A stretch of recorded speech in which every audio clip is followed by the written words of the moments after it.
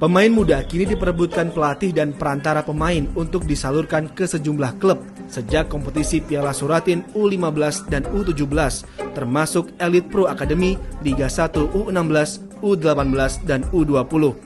Namun dibandingkan pembinaan, eksploitasi lebih mewarnai proses perekrutan pemain muda ini hingga ada yang mengalami penelantaran. Salah satunya dialami Sony, pemuda yang diberangkatkan dari Jakarta ke Samarinda, Kalimantan Timur untuk bergabung dengan Borneo FC sebagai anggota skuad U15. Meski kebutuhan dasar dipenuhi oleh klub, Sony direkrut tanpa dilengkapi kontrak. Masalah datang saat Sony alami cedera lutut.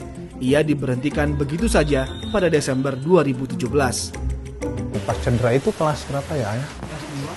Jadi di sana juga kan sendirian dia waktu itu kena cedera lagi kan? Ke tempat tinggal bekas kuli proyek gitu. Waktu itu sekolahnya lagi bangun. Nah, saya gabung sama tukang. Makannya ada dari sekolah. Makan Dari sendiri. Iya. Kadang beli, kadang kalau ada beras beli sendiri, pakai beli minjem Magicom sama teman. Ya. Udah beli lauknya keluar. Fisioterapi kita sendiri dari niat ada kenalan teman, sembuhin di sini aja fisioterapi, bayar sendiri. Waktu pertama sih 50.000. Karena cedera ya akhirnya nggak lanjut, pulang lagi ke sini. Sementara pemain muda yang sempat bergabung ke klub tak sedikit yang direkrut tanpa kontrak dan tanpa beasiswa dari klub. Padahal regulasi IPA Liga 1 U16 telah mewajibkan klub mengontrak pemain, termasuk memberi beasiswa. Benny, pemain muda asal Jabodetabek ini contohnya. Pada 2019 lalu, ia direkrut sebagai pemain di Persija, tetapi tak pernah dikontrak oleh pihak klub. Ia bisa bergabung dengan Persija setelah lolos seleksi 18 besar dari 10.000 pemain yang mengikuti seleksi. Ya, saya sih pengalaman saya ya punya bangga juga main di Persija, tapi ya karena nggak ada sekolahnya saya juga terbengkalai jadinya. Kan nomor satu ya sekolah, tetap yang diutamain sekolah sama papa.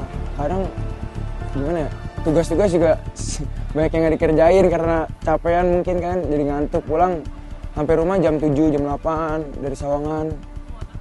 Pas saya masuk SMA, baru masuk SMA, ya saya langsung keluar aja udah sama papa.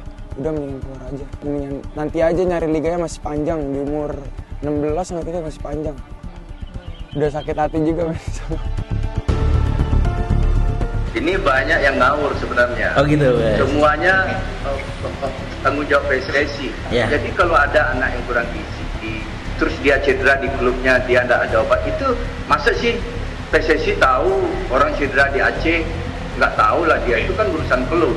Kalau yang masalah teknis, memperbanyak pelatih, mengatur kompetisi yang baik, itu teknis-teknis yang harus menjadi kewajiban PSSI. Permasalahan lain datang saat sejumlah pihak yang tak memiliki lisensi agensi pemain menyalurkan pemain muda ke klub. Hal ini dialami Zuhri Imran, pemilik Imran Soccer Academy. Padahal sesuai pasal 20 regulasi status dan transfer pemain Persatuan Sepak Bola Seluruh Indonesia, klub pelatihan pemain berhak memperoleh kompensasi latihan ketika pemain menandatangani kontrak pertamanya sebagai pemain profesional. Sepak bola itu ngurus dari tumbuh itu perlu pengorbanan yang sangat istimewa gitu loh. Kalau dihitung semua pemain saya itu diambil klub. Berapa tuh total? 34 ada. Di Semen Padang kan ada 8, Persija ada 11, Persib ada 1, Tidakabu ada 7, Bali ada 2, main semua mereka. Nah terus permasalahan selanjutnya orang tua, ambisi luar biasa. Jadi akhirnya tuh ada yang memanfaatkan. Orang tua itu tergiur dengan janji, karena dia punya ambisi, udah ikut saya, nanti saya yang jalanin. Belum apa-apa, SSB-nya ngerasa di sini nggak bagus, tarik. Misalkan turnamen, wah anak gue cuma main sebentar, ditarik gitu. Nah akhirnya dimanfaatkan lah yang merasa saya nggak tahu itu berupa agensi ataupun cuma penghubung gitu. Kalau dulu namanya kan agent, kalau sekarang namanya intermediary, ininya sama. Tapi kalau dulu kita di agent itu kita melewati tahapan-tahapan, proses-proses yang resmi dari ditetapkan oleh FIFA. Tahun berapa tuh akhirnya dihilangkan. Akhirnya mereka menyatakan bahwa ya udah nggak usah pakai agen-agen yang ini, dibebasin aja intermediari. Tetapi di kita akhirnya jadi nggak karu-karuan, jadi kayak liar gitu, mohon maaf saya bilang jadi liar gitu. Jadi siapapun bisa jadi agen, semua orang bisa jadi agen. Tetapi nanti yang kita khawatirkan pertanggungjawaban dari ini gimana nanti. Kalau dulu kan kita seperti saya bilang, kalau ada masalah di tengah jalan, antara si pemain dengan klub, maka PSSI akan langsung mana agennya, langsung gituin agennya siapa nih, ininya siapa nih. Jadi pertanggungjawaban itu langsung